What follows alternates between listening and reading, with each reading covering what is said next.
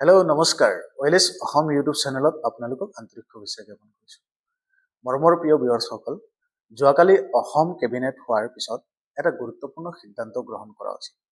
আৰু এই সিদ্ধান্ত ভিতৰত এটা আকৰ্ষণীয় সিদ্ধান্ত হ'ল অসমৰ চাহ শ্ৰমিকসকলৰ কাৰণে আৰু অসমৰ চাহ শ্ৰমিকসকলৰ কাৰণে এটি কলি দুটি পাত নামৰ এটা স্কিম অসম চৰকাৰৰ ফালৰ পৰা লঞ্চ কৰা হ'ব সেইটো মুখ্যমন্ত্ৰী মহোদয় জনাইছিল 25 জানুৱাৰী 2026 দুমদুমাত এটোৰ ইনোগ্ৰেশন হ'ব চাহ বাগিচাৰ যিবিলাক শ্ৰমিক আছে সেই শ্ৰমিকসকলক চাহ বাগিচাৰ 200 বছৰ পূৰ্ণ হোৱাৰ কাৰণে অসম চৰকাৰে এই সিদ্ধান্ত গ্ৰহণ কৰিছে আৰু চাহ শ্ৰমিক যিবিলাক আছে সেই শ্ৰমিকসকলক 5000 টকাকৈ এককালীন সাহায্য দিবৰ কাৰণে চৰকাৰে এই সিদ্ধান্ত গ্ৰহণ কৰিছে আৰু সেইটো 10 ফেব্ৰুৱাৰী 2026 ভিতৰত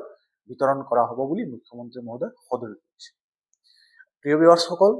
এতিয়া যিবিলাক চাহ শ্ৰমিক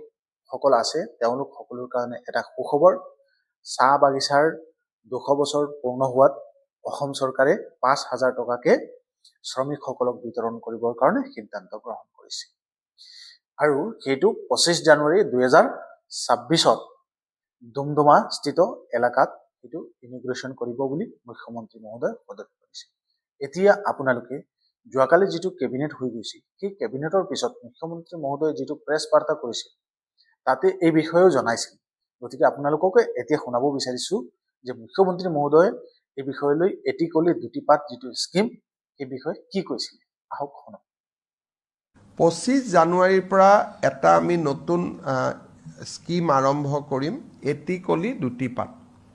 অসমৰ চাহ বাগিচাৰ প্ৰতিজন শ্ৰমিকে চাহ বাগিচাৰ 200 বছৰ